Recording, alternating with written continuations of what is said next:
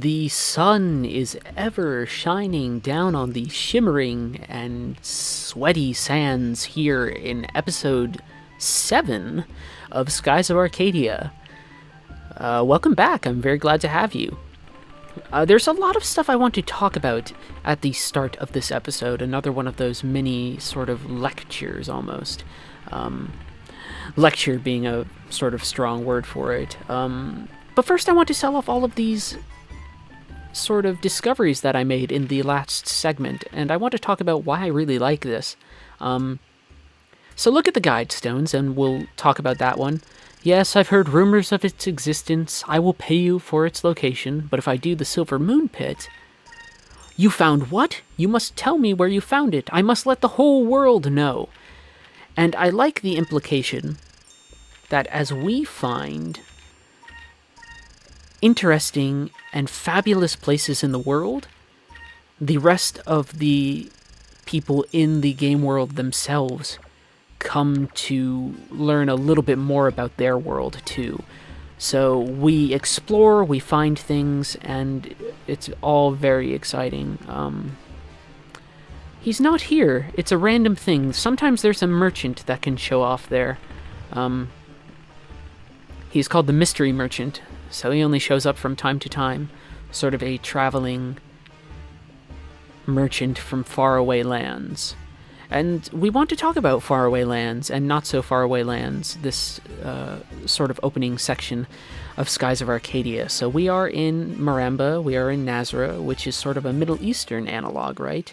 And as we move up about this space, and look at it, we might be tempted to say, besides the giant sort of pink trompy snout monster, that this is some sort of Disney World plastic version of the Middle East. That this is sort of like I've walked into the Morocco section of Epcot.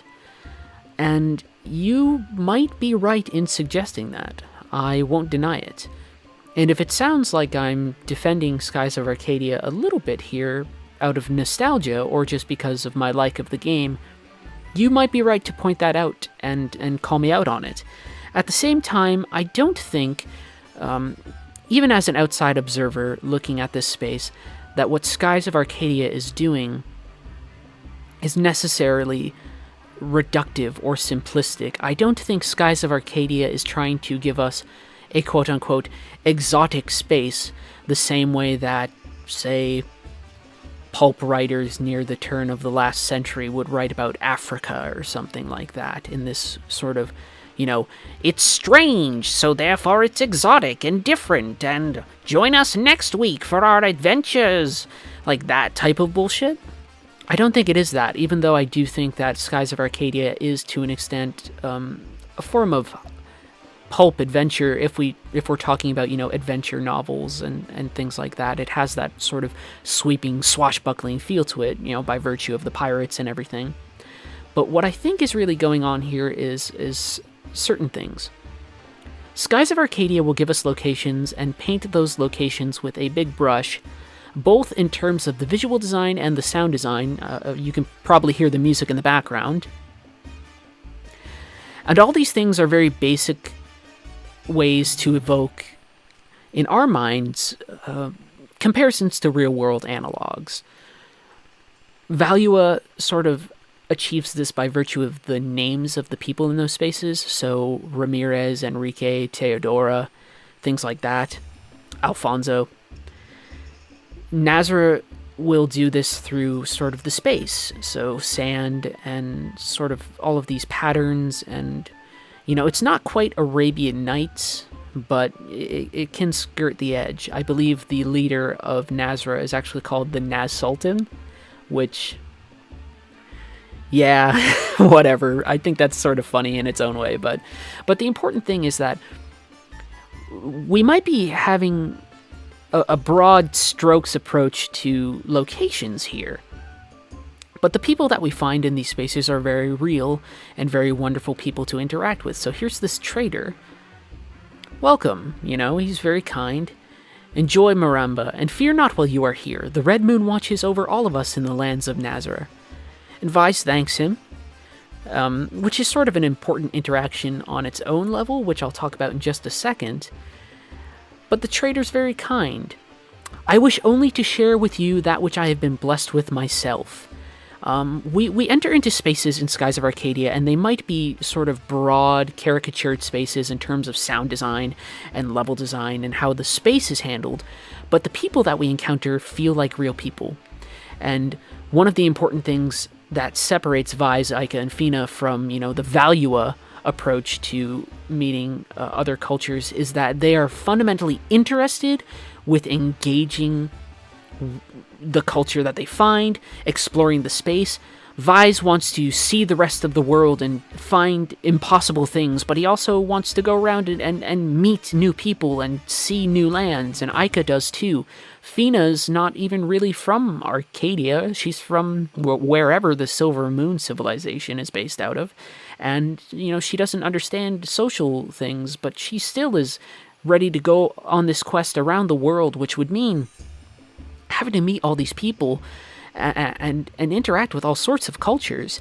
And the way that Vise, Ica, and Fina interact with the cultures is always contrasted with the way that Valua engages with the space. Here, Vise thanked the man who spoke to him, and the man spoke to him with a genuine warmth. Because, of course, this being an RPG, we also sort of define the areas that we're in by the emotional affinities of the moon. So, can we see the red moon at all in the sky here? I don't think so. But, Valua was this sort of dark place with streaks of lightning, and that was sort of representative of sort of how not really hospitable it was.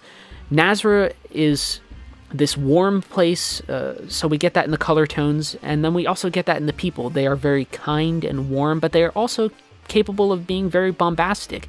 This is a culture that was at war with Valua for a large amount of time, and so they're actually one of the more militarized people in the game, but even keeping that in mind, when we talk to the citizenry here, they are kind people, and these become spaces that we want to engage in, and in certain cases that we want to protect from, like Valua.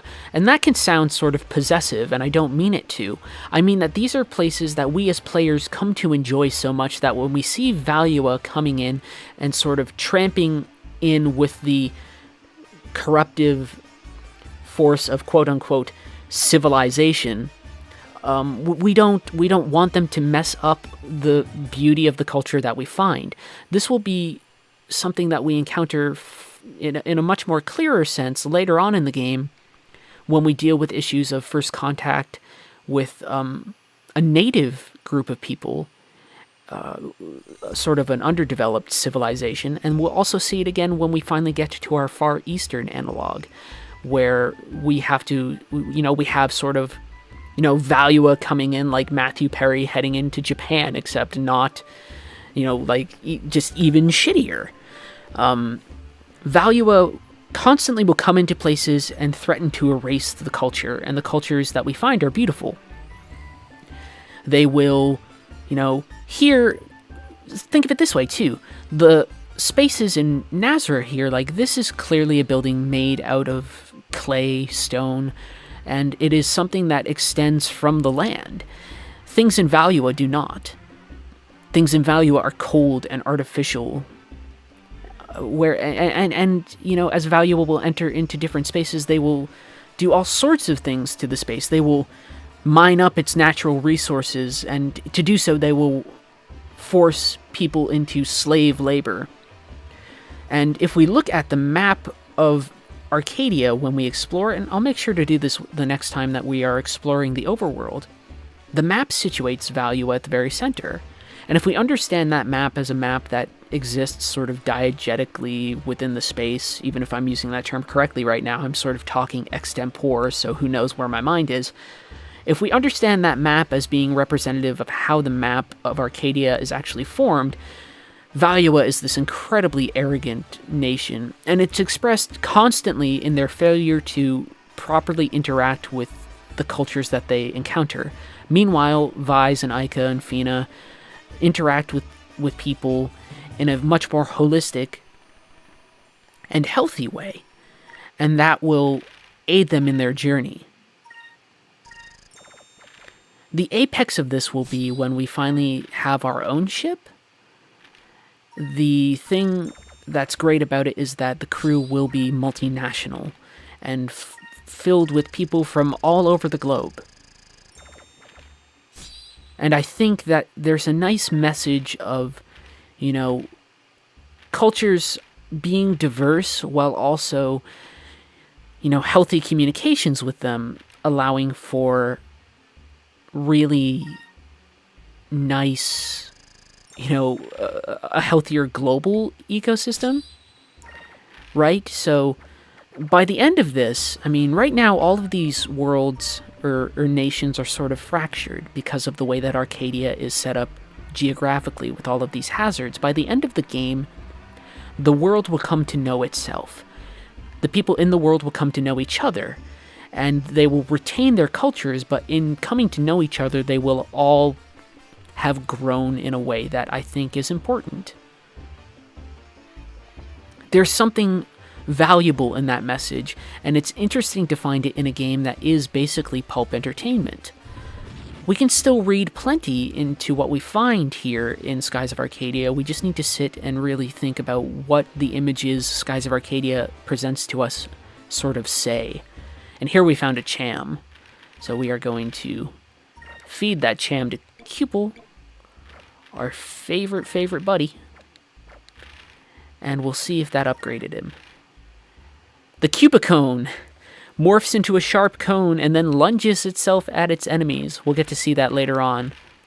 And so we'll grab these. I think these, they're magic droplets. And I will rest in the inn, which should only cost like 200 gold. So I'll get back. I don't want to waste any healing items because I know there's a dungeon coming up soon.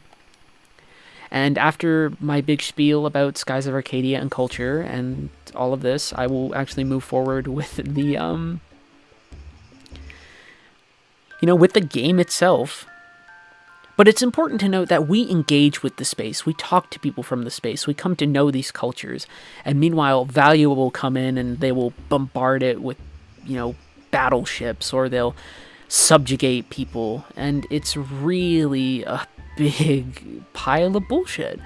And I still find it incredibly interesting and refreshing. Not that we haven't seen the notion of, civilizing forces being the bad guys in games. That's something that's happening even in, Final Fantasy VI with the Gestalt Empire, or Gestalt Empire, using all their magitech. And sort of, they're a very industrialized nation. And then you have, Figaro's industrialized, but it's also sort of got a better sort of system in place and things like that. Ica. There we go. This will be good for her. So we're not dealing with anything different necessarily for RPGs, but I think that Skies of Arcadia goes about it in a very bright, vibrant way. Even if occasionally the imagery that it uses in order to make that point might be something that I, as a modern sort of, audience member or player, might find a little simplistic.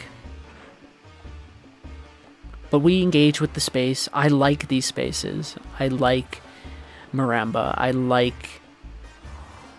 can't really talk about the other areas because I'll be giving away sort of the areas that we go to, but I like the areas that we come to find. They all feel unique, and there is a sense of culture to the spaces. And it's even implied here, right? So my dad was a merchant, my grandpa was a merchant, my great-grandpa was a merchant. I want to be a merchant too. It sounds funny for me to put so much significance into a comment like that, but that's an implied history there, right? This is a space that characters don't just inhabit, but they live in. And we might get these sort of like, oh, look at, she's like a mystic or whatever, a fortune teller, Khalifa, seer of the red moon, which might play into certain images that we might find simple, but at the same time, Khalifa's kind of a fun character, and I like her design. I like the gem. We can have our fortune told. Ha! The Red Moon has spoken. To the east of here lies a temple with a sacred red jewel in the hot sands. Go forth and seek your fate, and may the Red Moon watch over you. Khalifa, for the record, is somebody who we will eventually be able to recruit into our crew for our ship.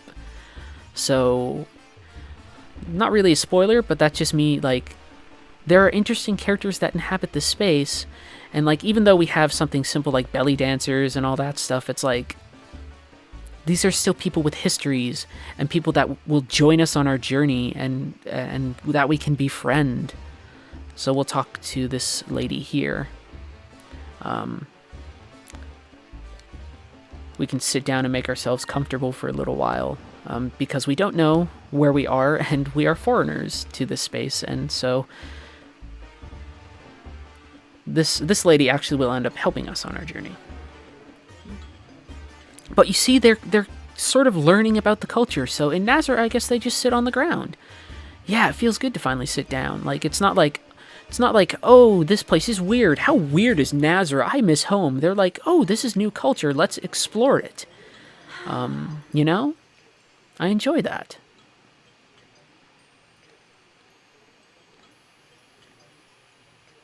Vi's being captivated by the beautiful dancer. Aika giving him a wonderful death glare right there.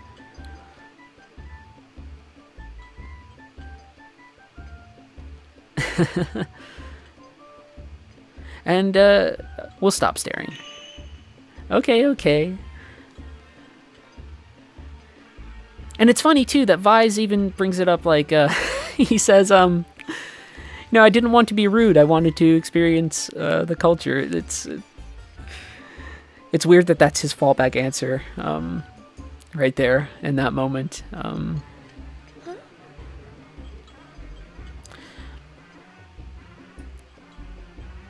You know, I like that too. And Fina, of course, Fina, I adore her so much.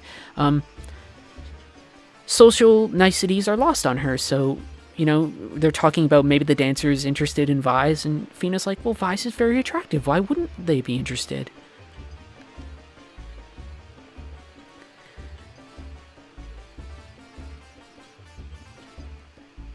You wouldn't happen to be a group of air pirates that escaped from the Grand Fortress now, would you? Our little hint that maybe this is a character that might know more than just... she says, okay, it's local gossip, but, you know, there's a little bit more to that. If she's identifying us, you know, on sight.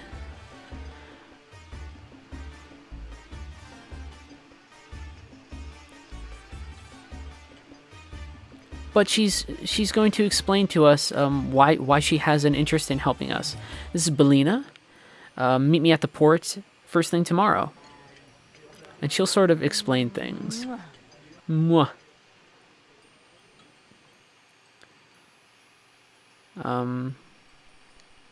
So we go back to the inn, which I think I might have wasted money at the inn. I think also you can open the gate. No, I think it's so weird. You can at some point or another get off with the Dabu and step on the sand, I think. I always forget. But, you know, I like... it makes Maramba a more interesting space that we actually have to get on the Dabu and traverse this little gap of hot sand. It's not like it's a big area for us to explore, but it does change up the way that we're engaging with the space, and I think Skies of Arcadia is good with that, whether that's verticality or, you know, giving us something like this, or any number of different interactions. The biggest one, obviously, being the way that we interact with the world map compared to how you interact with the world map in pretty much any other game. We have an airship right away. Airships are mundane. It's not like we're going through a big trial to get our airship. So I might have wasted money here, but we need to stay. Oh, that's right. Belina says we are coming, so we don't have to pay.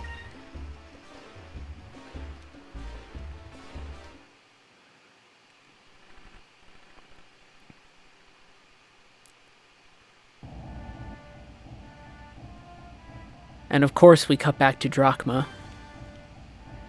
It's a nice shot of the little Jack there. Drachma, grumpy man leaving us behind, but of course underneath that rough exterior, it's a good man. Should I have left those kids there? You know, it's amazing stuff, and he sees, you know, what's that? Obviously, some sort of value in ship.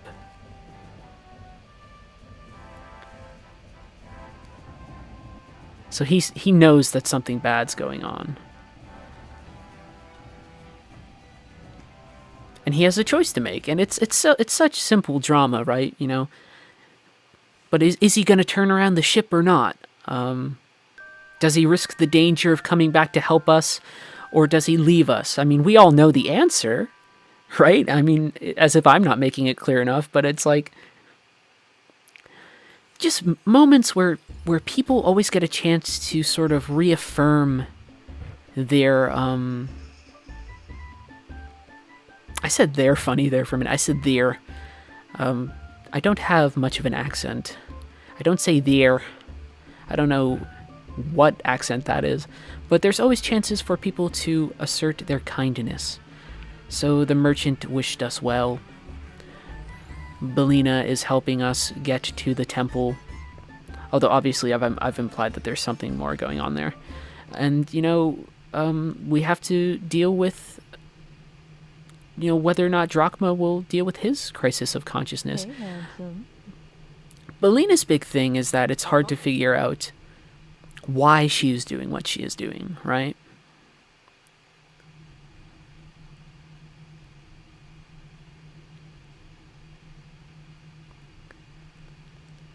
So she's a character we're supposed to be, you know, grateful of her help, but also sort of confused about what's going on. So yeah, why are you going out of your way? Well. So she tells us, or she's going to. Oh, death glare from Ica. But these are people with histories, right? This isn't one of our main characters, but we come to understand why somebody might help us. My father was a soldier. He was a poor man, sometimes a little short-tempered, but he was a good man and a good father. And then the war broke out. Valua and Nazra declared war, and her father was killed in battle.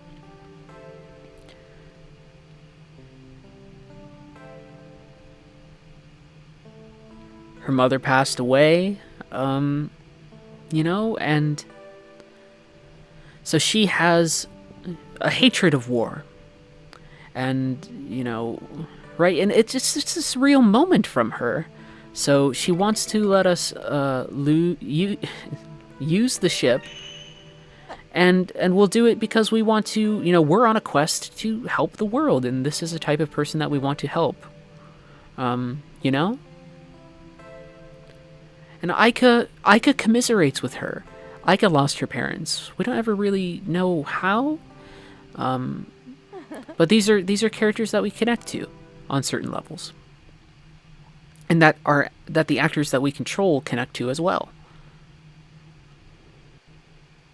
There's something nice about that. There's something I enjoy about that quite a bit. So the big thing here will be moving to the temple. Let's climb up, go past the Wandering Lake, and head towards the temple that we saw before. And of course, though, random battle, but we'll get a chance to show off the Cubicone. And I love how the deck of the ship is correct for the ship that you're fighting on. So even, you know, the space that we're in changes a little bit while we are just traveling around, depending on what ship we're on. And that's really, really cool. That sort of continuity of space is very, very nice. I really enjoy it. And so let's see that Cubicone.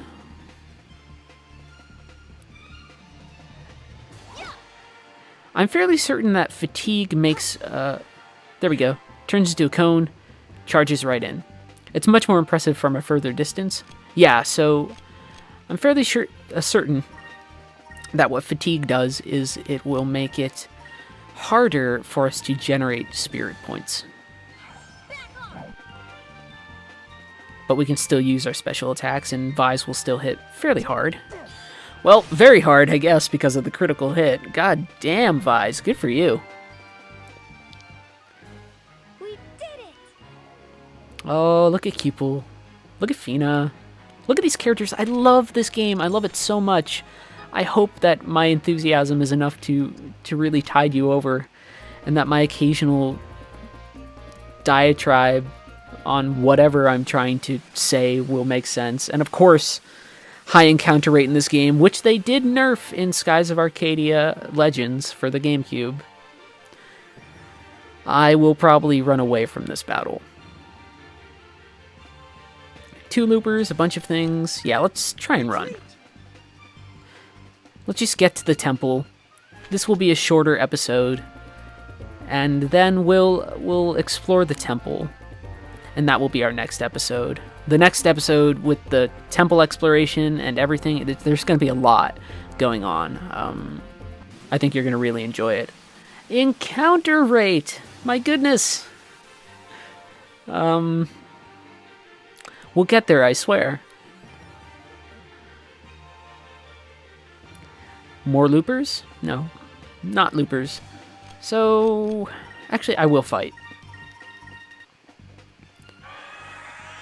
Ooh, they can call allies. I didn't know they could do that. Although with 4 spirit points, I think I can start off automatically using Alpha Storm. So I probably should have done that, but we get to see more Cubicone action, which is always great. Although it won't hit as hard now because we've been debuffed. Or not! Hey, hey! Very good luck in battles right now. Cubicone! Boonk! I love it. I love Cupel so much.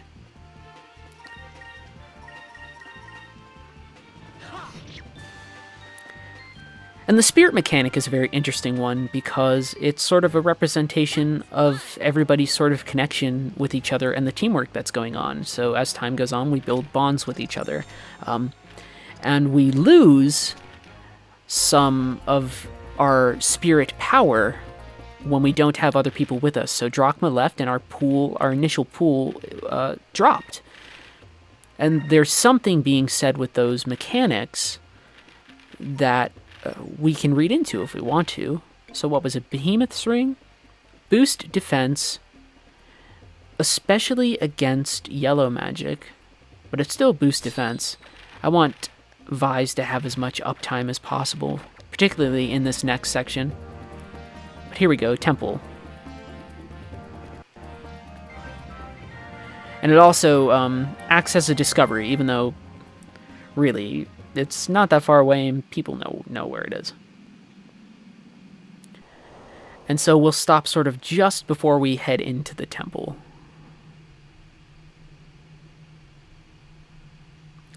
I like this space. I like its design. It's very, like, just the size of it. Wow. There's a nice sense of scale.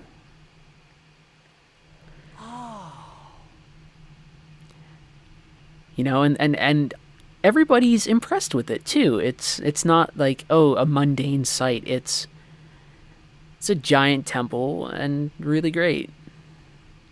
Hey.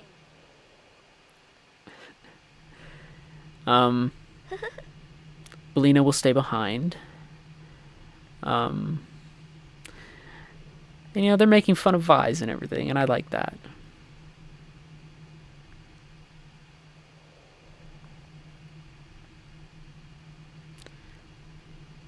There is someone special that she says she's in love with, but he would never give me a second look. Keep that in mind somewhere way in the register of your mind because it actually matters in the larger context of the story. That individual is sort of an asexual individual who also has another person who really has a lot of affection for them. And over here we can see these sort of large, sort of obelisks with faces on them. But I like that we have to make this large approach up the steps.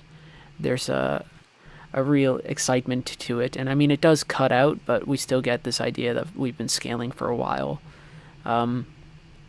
And that's it. We're going to head into the temple in the next segment. So thank you very much for watching. I'm going to try and get out these episodes much faster for the next couple of weeks or so, if possible, just to get us going, because once Skies of Arcadia gets going, it really gets going. There's a lot of cool stuff for us to do. So I will see you next time, Space Cowboy.